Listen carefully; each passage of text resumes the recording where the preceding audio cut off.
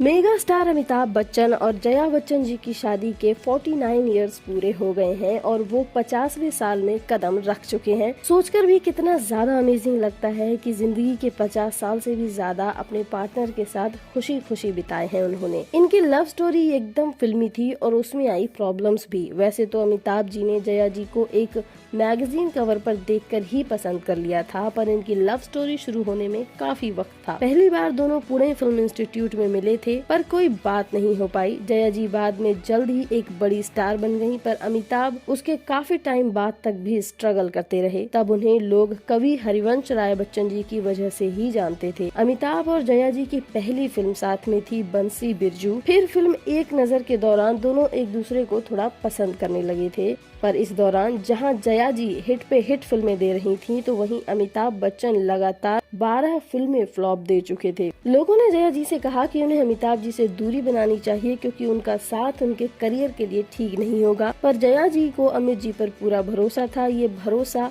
जल्द ही काम भी आया। जब जंजीर फिल्म में सभी हीरोइंस ने अमित जी के साथ काम करने से मना कर दिया था, तब जया जी ने हाँ किया और ये फिल्म सुपर डुपर हिट हो गई। Amitabh Bachchan angry young man बन गए। ये फिल्म अमित जी के करियर के लिए ही नहीं बल्कि पर्सनल लाइफ के लिए भी लकी रही। इसी फिल्म की सक्सेस पार्टी के लिए अमिताभ बच्चन कुछ फ्रेंड्स के साथ लंदन जाना चाहते थे। तब उनके पिता हरिवंश राय बच्चन जी ने कहा कि अगर तुम किसी लड़की के साथ घूमने विदेश जाना चाहते हो तो पहले तुम्हें शादी करनी होगी, क्योंकि शायद वो भी अमिताभ जया जी के रिश्ते को समझते थे। बस फिर क्या था, टिकट्स तो बुक हो ही गई थी। अमित जी ने जया जी को प्रपोज किया और उन्होंने हाँ कर दी और एक छोटे से फैमिली फंक्शन में ही दोनों की शादी हो गई। शादी की रात ही दोनों लंदन घूमने भी चले गए। 3 जून 1973 को ये शादी हुई थी। शादी के बाद दोनों ने साथ में अभिमान, चुपके चुपके, मिली और शोले जैसी बड़ी फिल्मों में काम किया। ये जोड़ी जनता की भी फेवरेट हो गई थी, पर इस रिश्ते की परीक्षा का समय अभी बाकी था और वो तब आया जब अमिताभ और रेखा जी के रिश्ते की चर्चा होने लगी। हर तरफ यही खबरें थीं, पर जया जी ने उन खबरों पर भरोसा नहीं किया। पर जब रेखा ऋषि कपूर और नीतू कपूर की शादी में सिंदूर लगा कर आई, तब हर तरफ हंगामा मच गया। कहा तो ये भी जाता है कि जया जी ने कुछ ऐसा किया कि अमित जी और रेखा जी का रिश्ता आगे नहीं बढ़ सका। उन्होंने कोई लड़ाई नहीं की और न ही अमित जी से कोई सवाल किया। उन्होंने रेखा को अपने बंगले पर डिनर के लिए बुलाया, वो भी तब जब अमिताभ शहर में नहीं थे। उन दोनों के रिश्ते के बारे में उस दौरान कोई भी बात नहीं की। अच्छे से दोनों ने खाना खाया और जब रेखा जाने के लिए अपनी कार में बैठने लगी, तब जया जी ने कहा कि चाहे जो हो जाए वो अमित जी को कभी नहीं छोड़ेंगी। उसके बाद शायद रेखा जी समझ गयी कि अमित जी के साथ उनका कोई फ्यूचर नहीं है। ये किस्सा कितना सच है ये तो कोई नहीं जानता, पर एक मुश्किल समय उस वक्त भी आया जब अमित जी को फिल्म कुली की शूटिंग के दौरान पेट में चोट लगी थी। डॉक्टर्स ने जया जी को कहा था कि आप आखिरी बार उनसे मिल लीजिए। तब अमिताभ को मरा हुआ मान लिया गया था, पर जब जया जी उनसे मिलने गयी तब उन्होंने देखा कि उनके पैर का अंगूठा एक बार हिला। उन्होंने डॉक्टर्स को दोबारा चेक करने को कहा तो डॉक्टर्स ने तुरंत ट्रीटमेंट किया, जिससे अमित जी बच गए। जया जी उस दौरान हर मंदिर मस्जिद में दुआ मांगने गयी थी, यहाँ तक कि मुंबई के एक डॉन द्वारा लगवाए गए पंडाल में भी पूजा करने चली गयी थी।